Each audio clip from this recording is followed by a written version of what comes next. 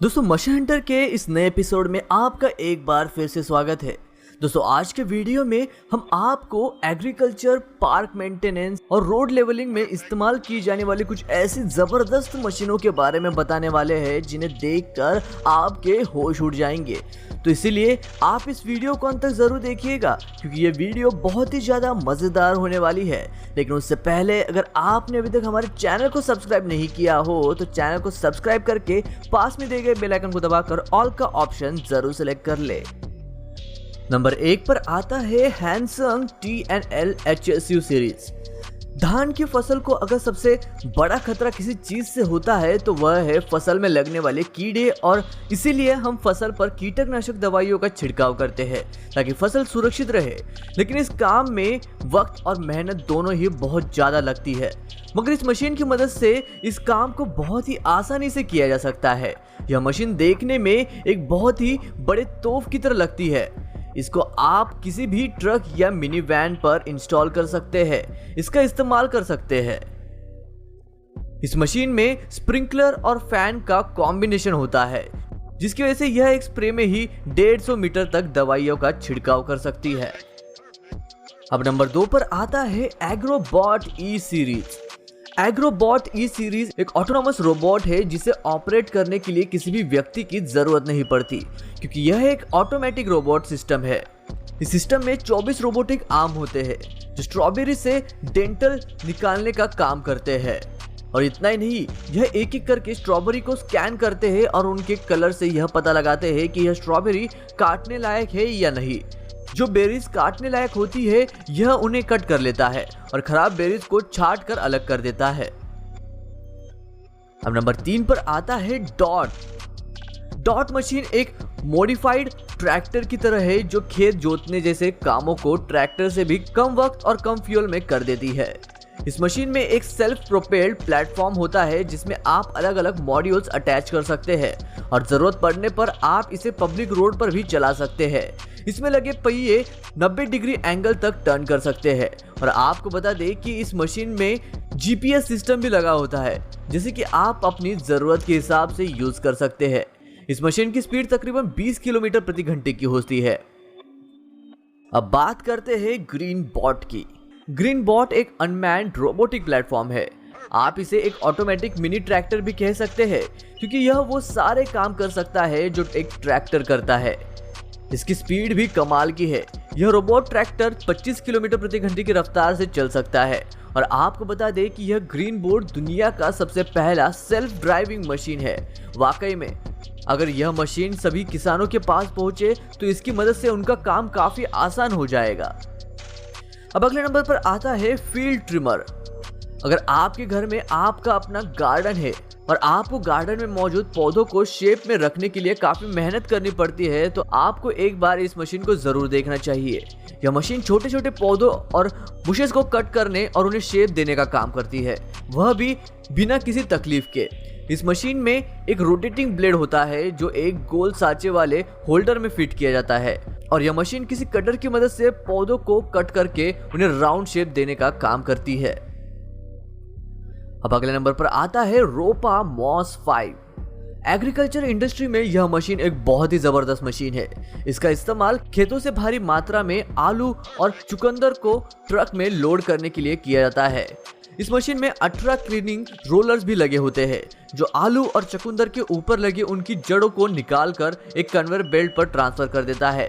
और इन्हीं conveyor belt की मदद से आलू और चुकंदर को ट्रक में ट्रांसफर किया जाता है। और इस मशीन की सबसे खास बात यह है कि काम होने के बाद यह मशीन फोल्ड होकर एक नॉर्मल व्हीकल में कन्वर्ट हो जाती है।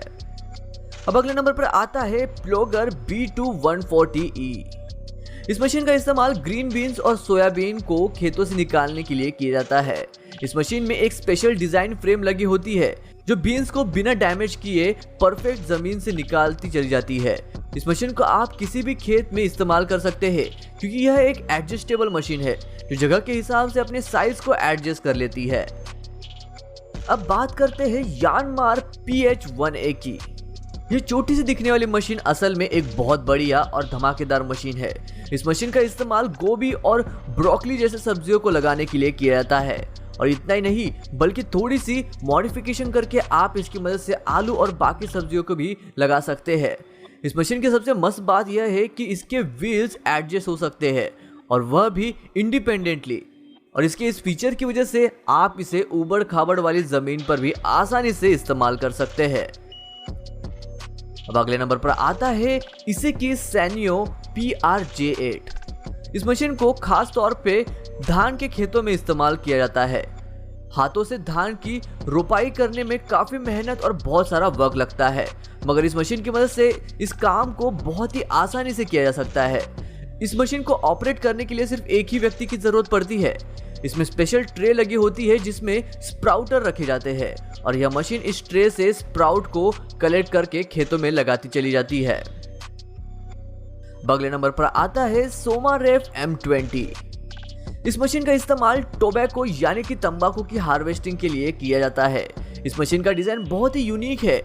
यह मशीन फसल के साइड में मूव करती है ताकि फसल डैमेज ना हो, और जैसे जैसे यह मशीन आगे बढ़ती जाती है वैसे वैसे यह पेड़ों को पिक करती है, उनकी पत्तियों को कट करती है और फिर उन्हें एक ड्राइंग रैक में स्टोर कर देती है। और इन पत्तियों को इस रैक में तब तक रखा जाता है जब तक ये पत्ते सूख न जाए, और जब यह पत्ते सूख जाते हैं तो इन्हें इस रैक से निकाल कर आगे की प्रोसेसिंग के लिए भेज दिया जाता है। अब अगले नंबर पर आता है स्पीजिया। इस मशीन का इस्तेमाल फसल पर से वीड्स निकालने के लिए किया जाता है।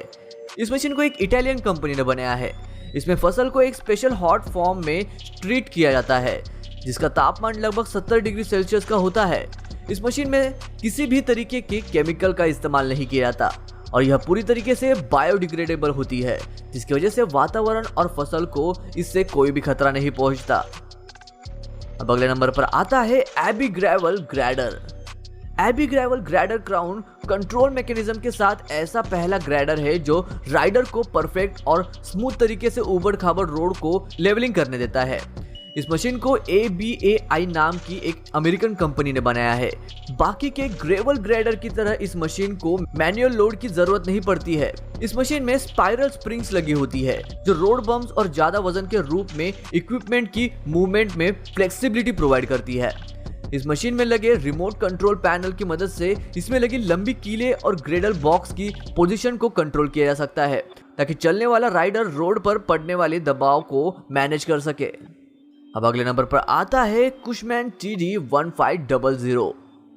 अगर आपने ग्रास कटिंग देखी होगी तो आपको पता होगा कि ग्रास कटिंग के वक्त घास के छोटे छोटे पत्ते रह जाते हैं जो बाद में सड़ने लगते हैं और जमीन पर एक सॉलिड लेयर बना देते हैं, जिसकी वजह से जमीन की क्वालिटी कम हो जाती है और इसलिए जमीन पर मिट्टी को फैलाया जाता है ताकि इन पार्टिकल्स को खत्म करके मिट्टी की क्वालिटी को सुधारा जा सके। कशमैन TD1500 बड़े बड़े स्टेडियम, लॉन्स, गोल्फ कोर्स में इस्तेमाल की जाने वाली एक शानदार मशीन है जो मिट्टी को डिस्ट्रीब्यूट करने का काम करती है ताकि ग्राउंड के सारे होल्स को बंद करके उसे अगले सीजन के लिए तैयार किया जा सके। इस मशीन में एक गैल्वेनाइज्ड स्टील हॉपर के साथ एक स्टील फ्रेम लगी होती है जिसकी कैपेसिटी 860 किलोग्राम की है और इसमें एक हाइड्रोलिक मोटर सिस्टम भी दी गई है। अब अगले नंबर पर आता है वेंट्रैक एजर 45000। यह एक आइडियल इक्विपमेंट है जो साइड वॉक्स की ग्रास कटिंग के लिए इस्तेमाल किया जा सकता है।